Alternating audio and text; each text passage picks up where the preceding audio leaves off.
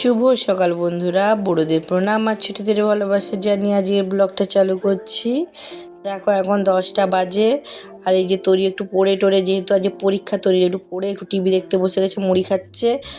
লাড্ডু এই যে দেখো তোজোর সাথে দুষ্টুমি করছে। আর তরি নিয়ে আসছে এই যে নিমকি ভাজা, এটা খেতে খুব ভালো লাগে।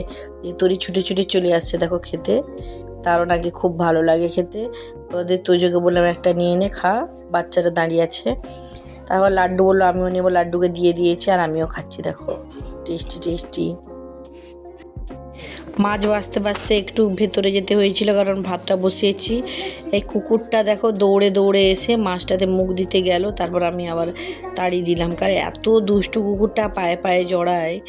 তারপর এই যে মাছ এনেছে অনেক, চুনো মাছ, তাই বেছে নিয়েছিলাম, না হলে মাছের পেট পচে যায়, ওই জন্য তাড়াতাড়ি করে সব বেছে নিলাম। জানোই তো মেয়েরা ওই সব পচা মাছ দেখলে বেশি মাথা গরম হয়।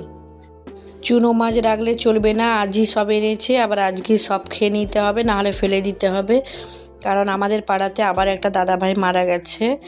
আজকে একটা পুচকুর অন্নপ্রাশন, আজকে আমাদের পাড়ারই। আবার আজকে সে দাদাভাইটাও মারা গেছে, শীতলা ঠাকুর এসেছিল, চলে যাবে শীতলা ঠাকুর। যেহেতু এরকম হয়ে গেছে, সে দাদাভাইটা যার পুচকুর অন্নপ্রাশন, সে আবার অনেক করে বলে গেছে যে খাবার নষ্ট হবে, অবশ্যই যেন সবাই খেতে যায়। খাওয়ান দাওয়ান হওয়ার পর তারপর পুরানো হবে। কি করবি তখন পরীক্ষা যখন শুরু হবে, কি করবি? মুখ দেখো, দেখি মুখটা দেখা, ওটা বাঁদরি, বাঁদরের বোন, জানো তো কে বাঁদরি। কাপড় মিলে দিই, এখানে জলটা জমে আছে।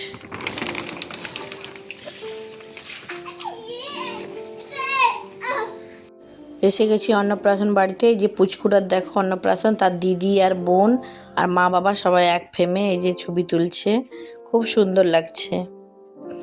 বিকেলবেলায় তরিকে একটু ছলা মাখা করে দিলাম, তরি বলো মা এটাই দিয়ে আমি খেয়ে আমি পড়তে চলে যাব। তুই কি খাচ্ছিস? ভালো না বিকুটটা? এটা তো ভালো, জিরে বিকুট। হ্যাঁ, খাবে না? শুধু চানাচুর মুনি বাবা।